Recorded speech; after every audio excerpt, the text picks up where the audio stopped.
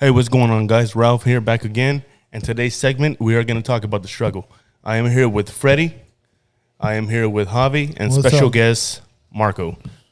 What up? Good to have you, cuz. Good to have you, man. It's What's been a up, while, man? man. All right, Yeah, it has been a long time. all right, Marco. We're going to talk about your struggle because you're over there in New York. So tell us about the struggle. How's it been, man? It's been since this fucking virus here, man. How's it been, man? You know, man, everything's it's on the come up. I mean, I don't know if you guys have been paying attention so much to the news, especially when it comes to New York rather than Houston. But there's a lot of good. You know, the cases have like narrowed down tremendously. So there's like so up there, dealing with that now. So that's good. You know, we're moving on from that. I know Houston right now has got it. From what I'm hearing, it's getting pretty bad over there. Yeah, it's definitely growing, man. It's definitely growing, man. Me being in the hospital, there was just an article on Facebook when I was scrolling down. I didn't even know about it, man, but it said Texas Medical Center, the ICU beds are where they're putting the COVID patients at, and they're all 100% taken by the COVID. So Yeah, It's yeah. kinda Florida tripped out. had 9,000 yeah, 9,000? new cases. 9,000, I think, new cases. It like doubled up like within a day or something, like, if I'm not mistaken. So in the area where you're at, is it real bad in that spot, or is that?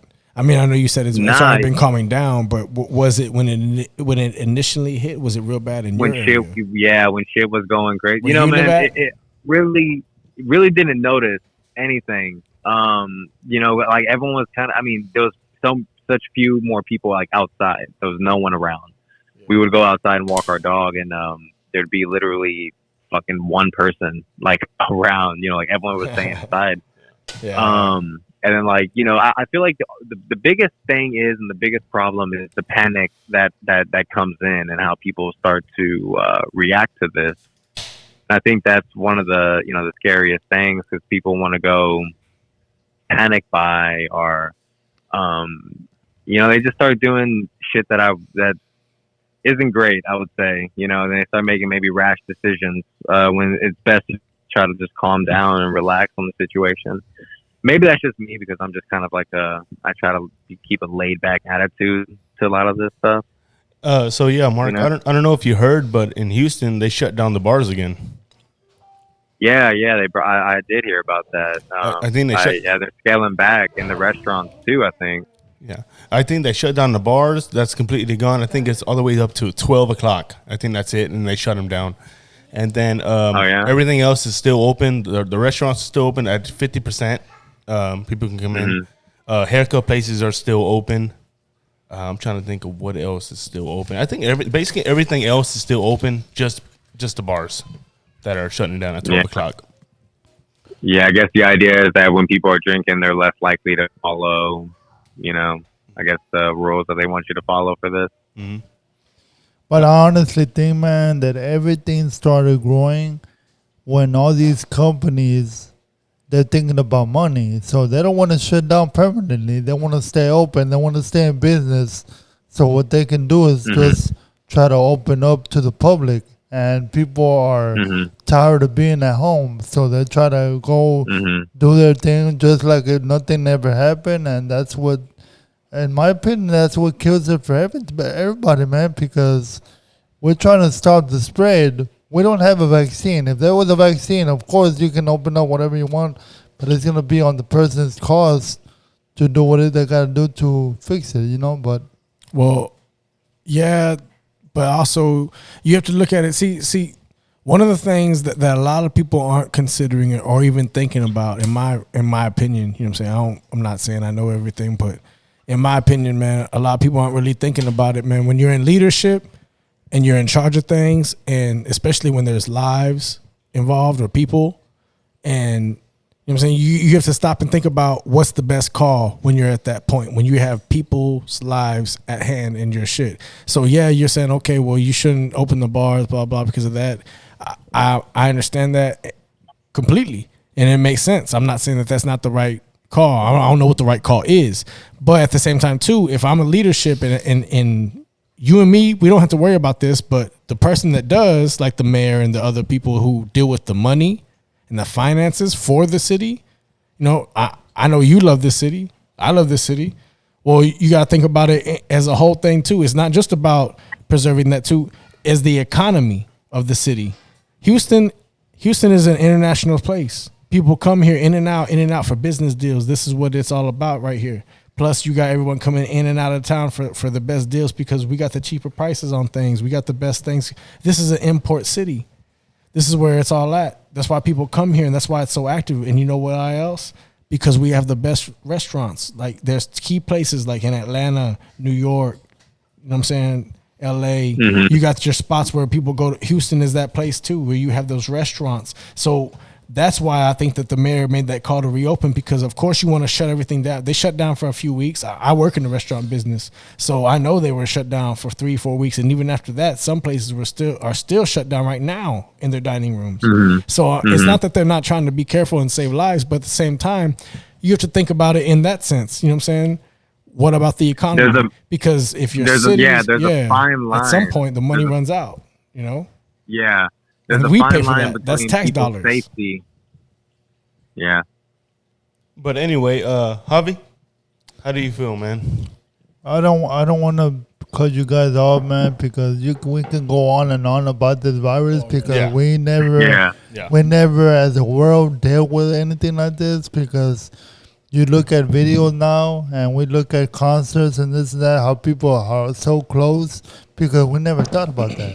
But now today, because I just cut my hair today, Marco, and as soon as I got in the barbershop, they were doing to me what they do at my job at the hospital, man. They sanitize my hands and they check my temperature, man. That's how real precautions they're being as of today, you know, just cutting my hair, man. And it's sad that you have to deal with that, but it's all about what humanity means to this earth, man. It's like without humanity, you have nothing. But outside of that, man, I don't mean to cut this subject off, but I gotta ask.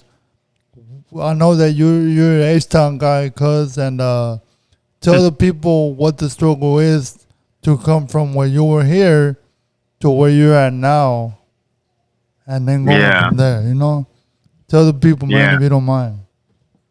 Yeah. So, all right. So it's story time now, guys. Go ahead. So first of all, moving to New York in the first place was like was a headache, because one of the biggest issues was just trying to find somewhere to live. You know what I mean? Oh yeah, the cost of living is higher. Oh, it's fucking. Oh my gosh, it's terrible. It's so terrible. In your explanation, just for people who don't know or maybe not even will ever have an idea, what would you compare it to as far as like somewhere from here, like coming from Texas? How much more would that be? Not to cut you off, but just so the viewers can have an idea of that. Maybe there's someone else who wants to follow a dream like that as well. Yeah. Well, I can't speak for all the apartments. You know, like the prices here, because everything differs, and you know, depending on where you're gonna live. Like I live in the Bronx right now, so we found like a good space. You know, it's actually like, it's not a studio, like it's an actual like 1-bedroom apartment. We got like parks near us. It's a very family oriented place. It's actually really nice. But like my price range, I was probably went up about $400 to $500 more so in rent from what I was paying for an apartment in Houston to now New York. 1 bedroom. Yeah. Not to get too personal, you know, I don't want to put your shit out there, but just to get an idea of it, could you mention like some numbers or get an idea? Like it doesn't have to be actual, but you know, just to get an idea. Yeah, of the no, I mean, there. it's not that big of a deal. I mean, you can probably just look this shit up online, you know. So I was paying about like $800 to $900 when I was in an apartment in Houston, and now I'm paying about like close to 13. Man, see, like that's a huge jump too, though. Yeah. And was the pay rate different when you got there too, or was the pay rate the same versus, you know what I mean? Yeah. No. You definitely get there's definitely a higher pay here, and you know I also work for a law firm, so I think I'm not starting out like at minimum wage. You know, like I started out already kind of getting a little bit of a higher pay for that. So, that's, you know, what kind of helped. But man, just living here at first, whenever we first moved here, our first year, it was tough as fuck. You know, like we really didn't have, you know, so like, first of all, when we first moved to New York, we stayed in the hotel for 5 days because we had nowhere to live. We couldn't get an apartment. No one would accept us because we weren't physically there to go like meet with them and anything. So no one was taking us seriously. And then, so we also both didn't have jobs in New York because, you know, I was trying to set that up, but, you know, no one's going to hire you when you're saying you're moving to, you know, New York, unless you got like, you know, crazy experience or, you know what I mean? Mm-hmm. So I literally moved to New York with nowhere to live and no job, just me and my wife. And, you know, we pulled it through, man. We got it to work. We stayed in the hotel for 5 days. We found an apartment, and we've literally been in that apartment, this same apartment, since we first moved here. And would you after say that? Would you say that you're able to save and like start to create whatever you want to do while you're there? You have that already? Have you established that base point, or are you still trying to? Yeah, I mean, I have now. Like that first 2 years, I would say. That's what I was about to ask too. All right, continue then. Yeah. Shit was mad tough. First 2 years, you know, because like, you know, first, you know, I wasn't getting paid like well enough to survive. Like no one's getting paid well enough to survive in this freaking economy now. You know, like just trying to have an apartment. So you know, that was one of the major struggles that we had to deal with. And then, you know, when I came here to you know, hone my craft at acting and just try to get a better training than I was getting, you know, or that I was finding in Houston. Not that I think now in Houston there's, you know, way better training when it comes to acting and film, and it's, you know, it's all getting a lot better. But you know, I just wanted to find something different and just try to you know, just try to go for it. So do you feel like you did that? Yeah, no, I feel like I've definitely gotten to a point where I actually finally feel confident in like my own abilities to, you know, act and write, and feeling confident in like the work that I feel, you know, that I'm ready to put out, you know, basically. So my second question, what's the difference between here and in Houston as far as that as in New York? For the followers like that film? are listening to you. Why was it better? Yeah, why was it better? Like film rights? Yeah. So there's just not enough. Well, I mean, I feel like anyone who's chasing acting or filmmaking, well, I would say acting more so, knows that New York and California is where a lot of the work and the more recognizable work is going to be, and what you're going to find. You're not going to find a lot of that in Houston or in Texas. There's definitely work out there. Yeah. But you know, you also got to think about your type and the kind of person you are. Like me, I'm a fucking Mexican guy that doesn't speak Spanish, so that's always been an issue for me. Yeah. You know what I mean? Yeah, definitely. So like a lot of the roles I've applied for, it's like either fucking not Mexican enough, and I've literally gotten that as a reason why I didn't get roles. Or, you know, like they're really looking for a Caucasian guy. You're too skinny. That's crazy.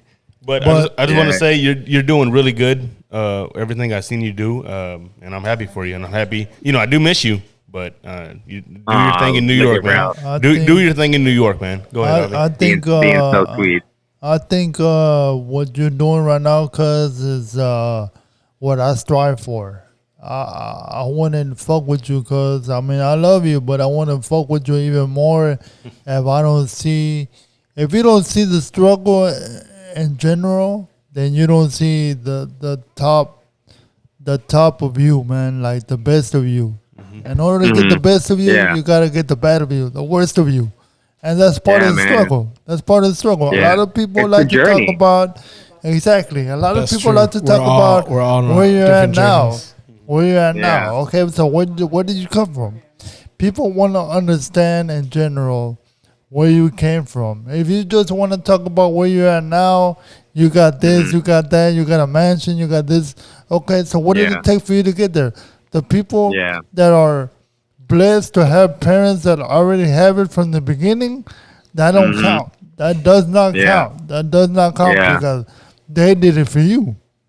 That's true. That's true. It doesn't count. It doesn't count. But so what did you do for them? But truly, also, you know, you can't be. It's not their fault either. You can't be mad at them type of people. You know what I'm saying? Like those type of people don't know any better. And real shit. Like I feel that we should re-educate a lot of those people. The ones that are willing to listen. There's some people you cannot reach, but there's some people who simply do not know better. And I think if some of us took the time to explain things like that the people who want to listen, it would make things a little bit better. And that's the key word, though, to want to listen. You know, of course, and to actually listen with an open mind. And that's why I wanted to bring you in the episode, Marco, because that's what people need to listen to. It's all about respectful and productive criticism, man. If they don't have that, they have nothing. Because I can do this podcast with people that like me and love me. And if all I hear is you're doing good, and you're doing good, you're never even going to think about the bad. So you're going to be doing bad things in life, but people are going to be always supporting you in the way that you want to hear it. But you also got to think about the negatives, man. Yeah. Tell me what I'm doing wrong so I can fix that. So I can do better. Exactly. Yeah. That's exactly what I was trying to say. That's the only way you grow. Type of people. Yeah. So it's like some of those people, they really just don't know, you know, because they've never experienced it. It's never been a part of their life. They don't know nothing about that. And so when issues come up, they say the things they say because that's what they heard their dad say, who probably was, you know, a little racist or whatever the fuck. Like indoctrination. You know, it's just their parents and their parents, you know what I mean? But instead of getting mad at all these people, it's the same thing as a lot of people that you know what I'm saying, I don't know about y'all, but me personally, I have a lot of friends who say the same shit in their perspective. Like, well, I don't fucking know, and they should understand, and blah, blah. Well, that's probably how these fuckers feel too. You know what I'm saying? Like when we're sitting there talking shit about them and like, oh, well, there you go. You know what I'm saying? Your privilege is showing, and we getting pissed at them instead of like pointing out and explaining. Maybe they can fucking work on it. Like some people don't. Like there's no saving some people, bro. You know what I mean? All right. Yeah. Let me ask you, Freddie. I know, Marco. You said what you got to say, and that's awesome. I want to know Freddie's opinion, how the struggle is. What has been your struggle, Freddie? If you don't mind me asking, bro, about when I met you at the park, you know, playing basketball, to where you are now, bro. Like I know it's been a long time, bro. Because my nephew Joe, that's been quite a journey. Yeah, my nephew Joe has been here, man, but he's gone now. But it's been quite a while, bro. How do you feel about where you came from, bro, and where you are now, man? Shit, I don't know how I feel about it. Do you feel comfortable, or you feel like you can push more, you can do more than this, or where you feel, man? To be honest, I have I'd say mixed emotions. I have a lot of different feelings on it because just like everybody else, I mean, of course you always want more, you know, or I don't know, maybe I'm speaking out of turn. For me, I always want more. I always strive for the best. I'd say I'm probably my hardest critic, but I'm comfortable with where I'm at, you know, and sometimes that can be a dangerous thing. I know for me it was for a while because you'll get comfortable. When you get comfortable, you get stuck. And if you get stuck, you start to accept where you're at, you know what I'm saying? You got to always keep it pushing. And things like that can change up when you make extreme changes in your life. For me, when I first met you, Javi, and we were at that court with your cousin, rest in peace, you know. My nephew. My nephew, I'm sorry, bro. No, you good. You good. You know, it was a different time period for me. Yeah. I was a lot younger, you know what I'm saying? I didn't have kids. Yeah. Things were different in my life at the time. And my line of work was definitely different. So things change. You know, you get older, you get different perspectives. And now definitely is you know, what's that? At least that's 14, 15 years ago. Yeah. You know what I'm saying? So things definitely have changed. And I've definitely changed. You know what I'm saying? I don't mean to cut you off, Freddie, but what I mean by being comfortable, bro, like my question to you now is, you've already told me you're comfortable. Are you afraid of change in general?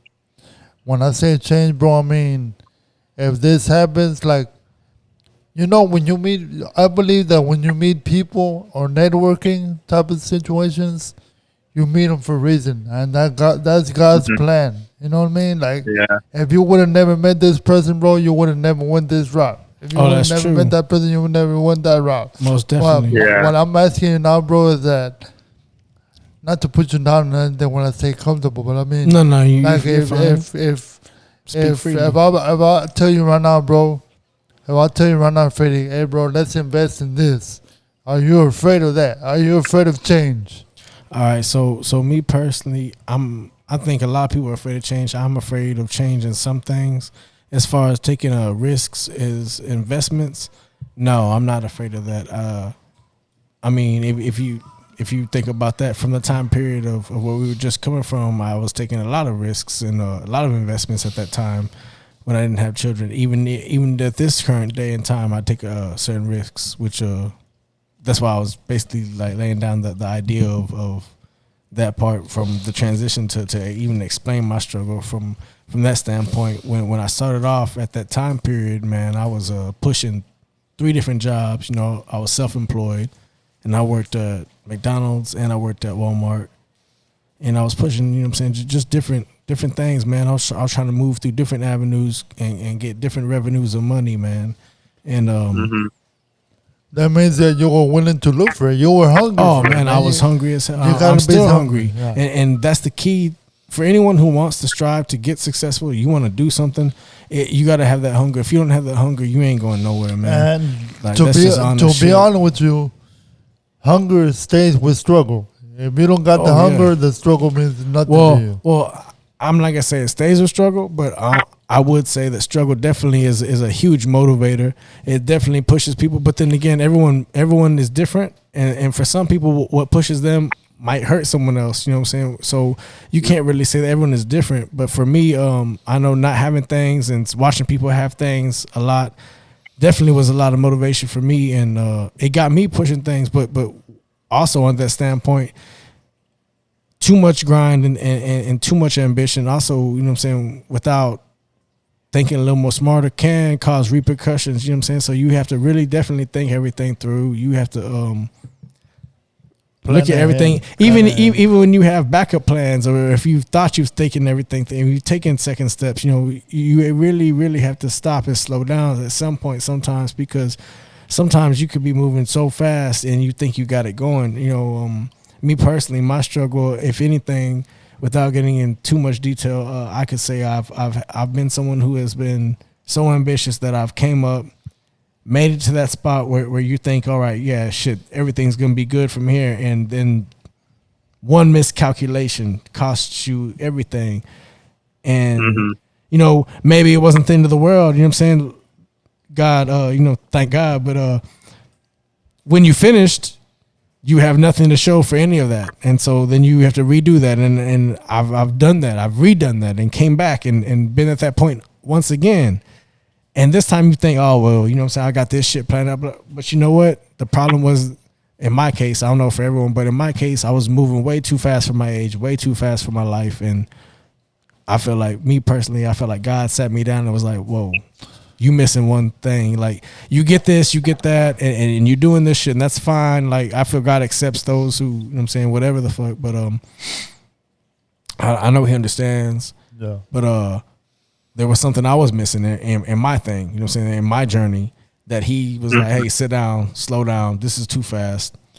And, Yeah. and again, I had to restart. And so this time I restarted, and it was the difference was, though, I decided to change my method. And I don't know, mostly my kids at this point, my kids are involved, and you know what I'm saying, I have a wife at this point. I have a people depending on me, and a commitment that I didn't have prior. So this changes the I guess what you were thinking earlier about investments, it changes how much you want to invest and how much you want to be willing to risk, because you have people that are sitting at home depending on you to put that food on the table, to keep those lights on. You know, understand what I'm saying? Before, it was fine if there wasn't lights on. It was fine if there wasn't shit, because it doesn't matter to me. I'm gonna get everything. I'm gonna make it regardless. You know what I'm saying? Like, you can't tell me I'm not gonna get there.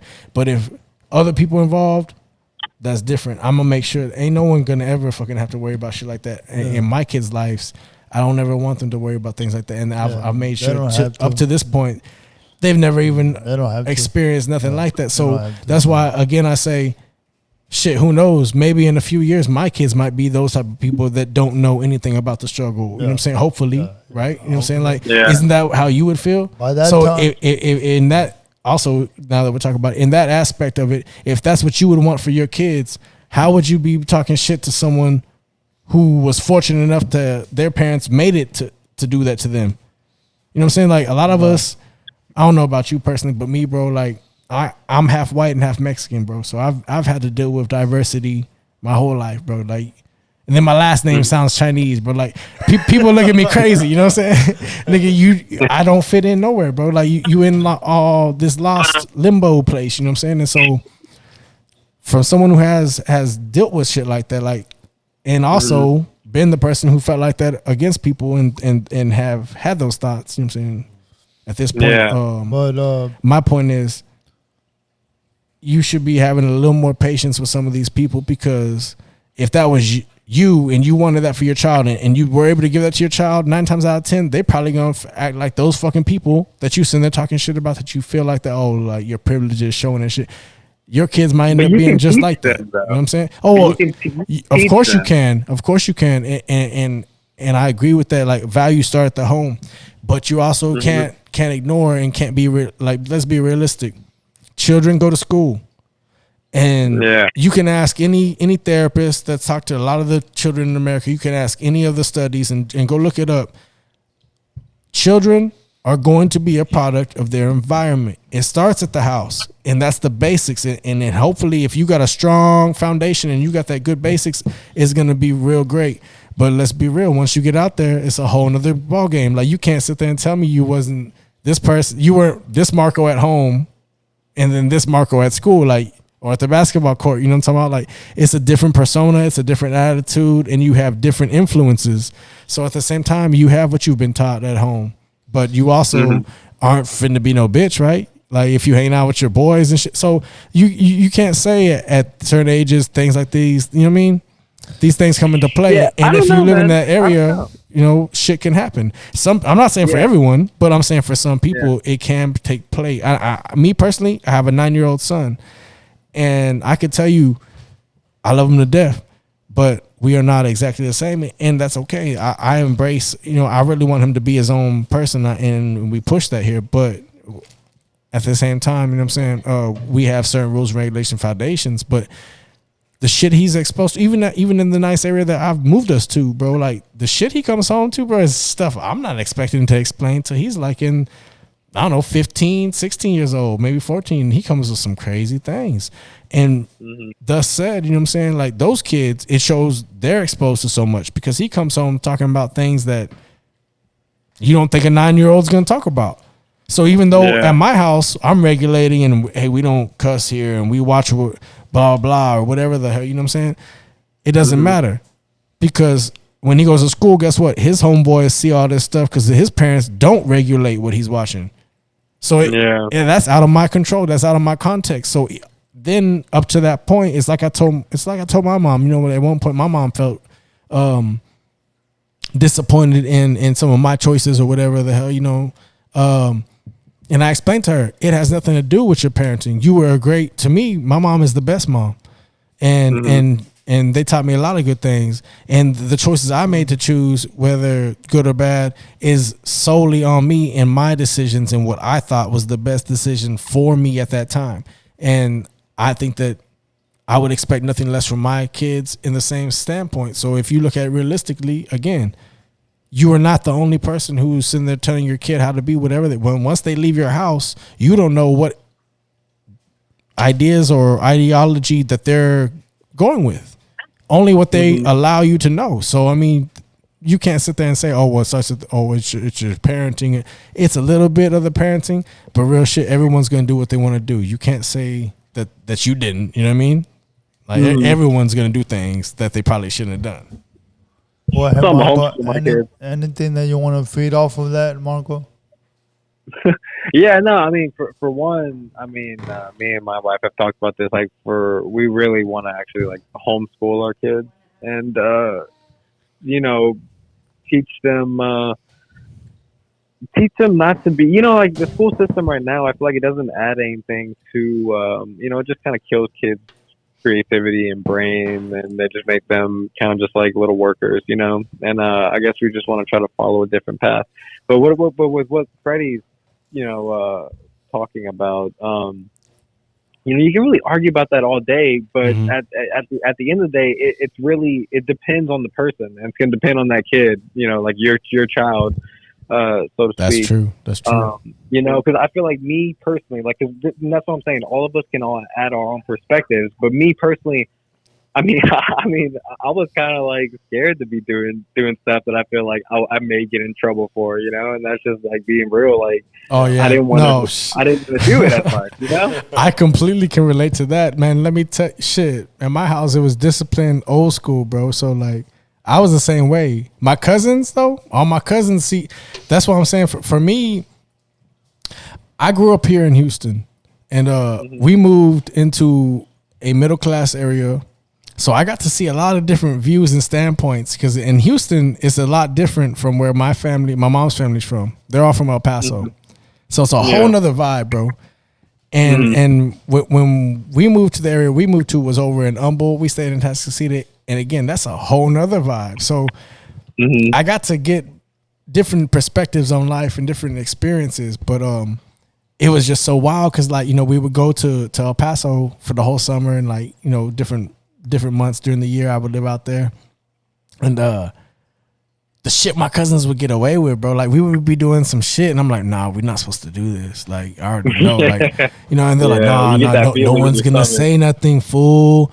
No one's going to say nothing. And then we'll go do some shit, and then it's like, oh, man, this shit went bad. And my mom's like, what are you doing? I'm like, man, I don't, like, they said it's okay here. Like, it's different here. It's not like Houston. And my mom like, hell no. It's not, like, you know what I mean? But for them, this was every day. So it really, you know, at some point, yeah, it is on some parenting. But again, I'm not going to sit there and try to like bad my tias, because a lot of my tias were telling them something. But that's how all the kids in that neighborhood were, because other parents are like that too, which goes back to what I was saying. So, I mean, you have certain kids, man. Some people are built to where they don't care what other people say about them. You know what I'm saying? Like me. Like, I really don't. People love me or hate me. Like, most people hate me. I really don't give a fuck. But some people, man, that really affects them. My son is like a big heart. He's a walking heart, bro. Like, he's so sensitive. Yeah. Like, he's a good kid, man, but he's great and he's cool. I'm not saying he's like a punk or nothing, bro. Like, he'll go, if you fuck with his little sister or someone, like, he'll come at you. You know what I'm saying? Like, if he has to do it, he'll go. But that's like his last resort, bro. Like, he avoids that shit at all costs. And if it's only affecting him, he'll take the higher road. But if you mess with someone that he cares about, I mean, it's different. So, I mean, each kid, you know, you never know how it's affecting them and emotionally and the things that they're dealing with. That's why I'm saying, like, when you in that environment and everyone is doing it or certain things, you know, it's a big influence. For me, I know my influence for a lot of the choices I did, man, it's going to sound funny, but my dad, bro, is the best. Like, he's like, you can't even explain. Like, a lot of people, they haven't even been blessed with to have their dad or whatever, you know. My dad, he was a hard ass. He might have been, you know what I'm saying, real mean at times or whatever, but like, he's just real old school. But at the bottom line of it, you know what I'm saying, when you look at everything, I was like, man, like, to me, he's the bottom example of what a man should be. Like, no, to me, I could never even amount to that. But I digress, you know what I'm saying? Like, what I'm trying to say about it is oh shit, man, I forgot. I don't mind to cut you off right there, Freddie. I don't mind to cut you off, but I want to relate this to all of y'all on the microphone right now. Starting with you, Marco. Starting with you, bro. You and Ralph. Right? As a matter of fact, dealing with struggle. how would struggle be defined without your parents? Wait, Period. without our parents? Without our parents. With and without. You know what I mean? That's part of the struggle, bro. Like, if you don't have your parents, bro, the struggle would be even worse, That's a man. In major my play. opinion, bro. That's a major play. I mean, that's just Yeah. my. Let me start with you, Marco. Let me start with you.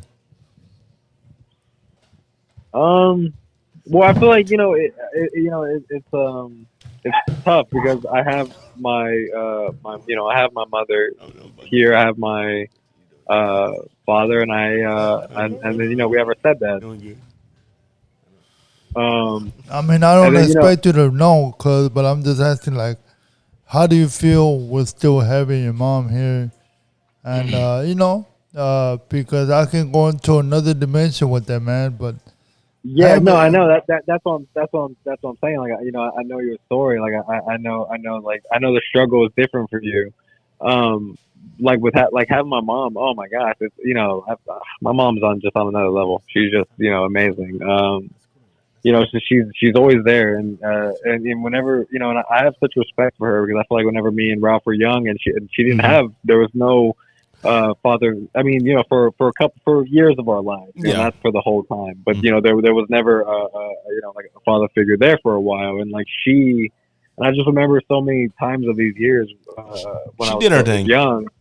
Yeah, She did her thing. She did everything. Great mom. Great mom. Yeah, like Mhm. she went out. She got us fucking Christmas presents. Like she just did everything she could. Man, like, I remember one time, man, she gave us so many Christmas presents one year, man. It was like at least 30 Yeah. each. You know what I mean? Yeah, I was like, holy shit. How do you feel about, dad not being in our lives when we're kids? So with you and me, Ralph, Yeah. it's different. Mhm. You were with dad and spent a lot more time with dad whenever we were younger Yeah. than I did. I mean, don't get me wrong. Like it fucking affected me too. It hurt me too. Not having him there. Yeah. But I feel like I got to this point at a certain age where I just like dismissed him and I didn't want him to be a part of my life. I thought like, oh, okay, you don't want me to be a part of your life, then fuck it. I don't Yeah. want you to be a part of my life either. And I feel like you can, and I feel like you know this. I feel Yeah, like there was definitely. one time where I didn't even care to go visit him. I was at this point where I was just like, I don't even want to fucking deal with him. He's Yeah. like no one kind of thing, and it's Yeah. not like that. And- We really reconnected, and like Yeah. I really appreciate that. And like exactly what you just said, man. Like even when I was young, yeah, you said I was close to dad, but there was times where I didn't talk to dad. Like I didn't talk to him for a long time. Just and No, then- what I'm saying is that you were close to dad before he left. yeah, definitely. I was a little kid and he was gone. You know what I mean? So Yeah, so that's what I'm saying. It affected you a little bit differently than it affected me. I got a good question, and I hope I'm not like prying too much, but just a thought. Have y'all ever brought up, the whole thing of it and like asked him why? Like, No. was there even, a decent reason? Because I mean, the only reason I ask is because my cousins for the longest hated my uncle for they said abandoning them and leaving them, and I'm not saying what he did was right, but he caught a serious charge and was gone out of their lives for 18, 17 years. And I'm not sitting here making excuses for people. What I'm saying is though, when I asked the man what he was doing, he was saying he was trying to provide for his family and give his children a better life that he didn't have. And that's how this happened. And so, I mean, in that sense, this man thinking he's doing all he can for his children. And at the end of the day, it went bad. And his children are like, man, fuck this guy. He didn't love me at all. And so sometimes I feel like a lot of people's pain is just misunderstanding. You misunderstanding what was really going on. Did you guys, not to pry again, I'm not trying to get personal if it's too bad, but did you guys ever like figure out what was going on with that? You know what I'm saying? To reconcile? Yeah. Well, what about you, Rob? I want to hear what you got to say. oh man, it's with dad. It's crazy because we talked about it not too long ago, man. We were talking about that like he was drinking one night and I was drinking with him, and he said that he's like, hey man, I just want to let you know, like, I know I wasn't in your lives, and what you wasn't, you know what I mean? And it's funny because, I taught myself, how to fight, how to drive. You know what I mean? Like there's certain things that a dad's supposed to do and he didn't do. You know what I mean? And it sucks in a way because I wish I was like, hey, my dad taught me this, my dad taught me that, you know, but it didn't happen. But you know, dad's here, he's still going. You know, he loves both of us the same. You know what I mean? And he knows that. I feel like he knows what happened back then. But I'm gonna be honest with you, both. I'm gonna be honest with all of y'all, especially you, Ralph, that you're here next time with me, man. That was one that I don't expect you to remember, man, but I did come up to you and said, "Cuz, what would you do without your mom and dad?" I did ask you that, and you looked at me, cuz, like, why would you ask me that stupid ass question like that, man? But the reality is, cuz, as you know, we're all gonna go, man. We're all gonna go, definitely. Yeah. and this is part of the struggle. This is part of the struggle. Without them, where would you be? And that's why I was asking. Like, I'm not here to offend nobody, man. Nobody in general, because there's people out there that lost their mom even before they even know any of them. There's people that don't even they never met their dad because when the dad was around, they were only like 1 year old at the most. You know, 1 or 2. How would you expect them to remember that? Yeah. But you know, this is just part of the struggle, man. Like, and I mean, everybody has their own story. Yeah. In general. And like it's funny because like the struggle for me is that, you know, I was born premature.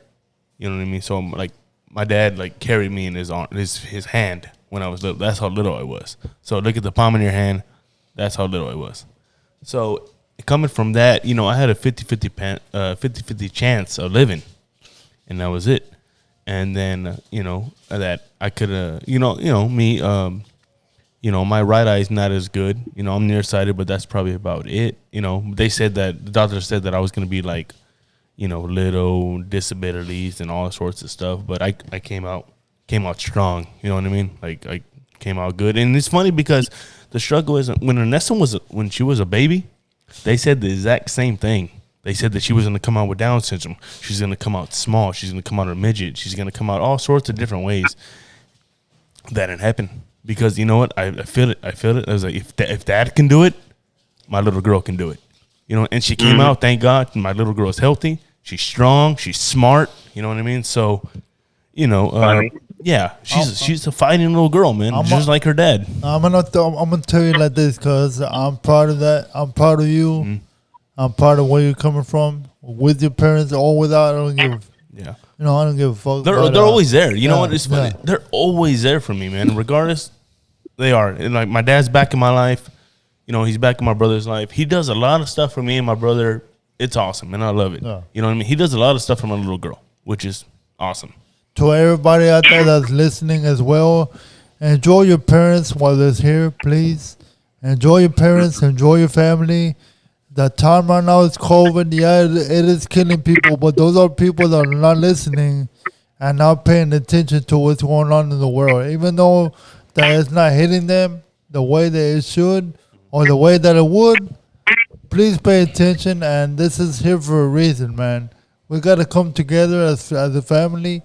We got to teach people how it is, and we got to lift people in the group. And Marco, by the way, I appreciate you again for coming through with this episode, man. So, anything else? You know, anything else that you feel like sharing right now, Marco? I was gonna say also, you know, just try to keep an open mind for some people, because whether I know a lot of people whose parents definitely are not the best parents or role model parents, but at the end of the day, that is you only get one mom, you only get one dad. And I'm not saying that every one of these parents needs like love, or you should, you know what I'm saying, forgive them or whatever. But all I'm saying is for some of you people out there that is being so harshful and judging your parents, like maybe try to be just a little understanding, try to see where their life was coming from, where they were coming from, where their background is, you know what I'm saying, how they were brought up, what their parents were like, you know what I mean? Yeah. You got to see them as if you would see yourself. Like imagine, exactly. you at that age. There's no handbook on being already. a parent, you know, and especially coming from different decades. You know, being someone who's now gone through a few, like it's different shit in each one, and you know, your parents coming from one way might not be the same as yours, and maybe they don't understand shit the same. But if I don't know, I really do feel a lot of people's pain and stuff like that, it comes from just misunderstanding. If you explained it, or if you took the time to think about it more, it would go better. You know? Yeah. But I just want to say thank you to Marco for coming in and Yeah, have your opinion. definitely. But I want to thank you for checking out this episode. This is my 3rd episode on my YouTube channel, and I want to thank you guys so much for coming in, sharing your opinion, and definitely if you guys have any comments and if you want to relate to anything, you can message me. You can comment on my YouTube channel. If you liked what was discussed or anything like that too, let Ralph know so we can post more videos like this or have more guests that can, describe those things. I know Marco didn't even finish touching on a couple other struggles in like music and film industry, so that could be a whole other topic if people are interested. We got time. Yeah. Any last words, cuz, and you want to throw up from New York, man? I know you're an H-Town kid living in the lonely world in New York, but it's all good, man. I'm just joking, but any last words, cuz, and you want to throw up from New York, man? Man, just know that it can get better. Speaking of the whole COVID situation going on, and just be conscious. I feel like this is a wake up call for everyone. It's a wake up call in so many situations. It's a wake up call in injustice. It's a wake up call in the way we have treated this earth, the way we've treated the beings of this earth, the way we live every day. You know what I mean? The way we treat our own family and like friends, and neighbors. Yeah, like shit can change in an instant. A lot of people can be gone. So, just I feel like that's just a wake up call for everyone. Just kind of find you and just try to live happy, and just stop trying to impress people. Just do you kind of thing. One last question, cuz, before you get off the phone, man. Mm-hmm. In order to succeed, do you got to struggle? True or false? Oh yeah, that's 100% true.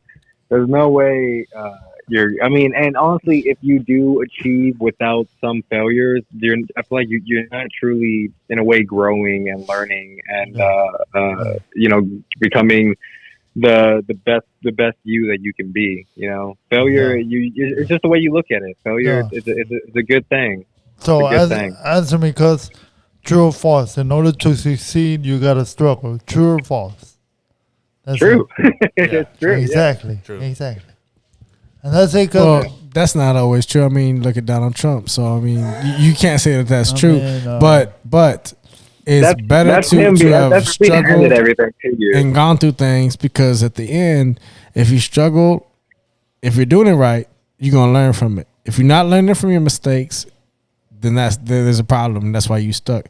But Trump don't count, Freddie. Trump don't count because his parents had money and they just. Well, see, that's what I'm saying though. It goes back to the same thing. Look who's in power, Trump. And if we can reach certain people like that, that's a whole nother situation. That's why I said. But that's why I said in the beginning. There's people that are born into that don't know. And if we can explain to them and reach them, we could change the world. And now look who's in office. That's all I'm saying.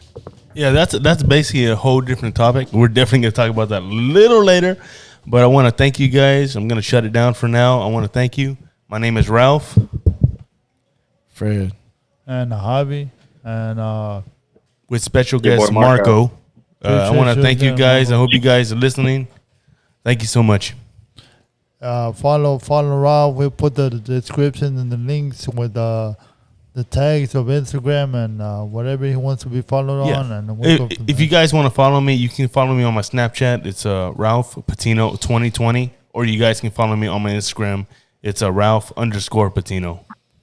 Appreciate you again, Marco, and hey, you have a good night, man. Everybody have a good night. You guys have a good night. All right. Yeah.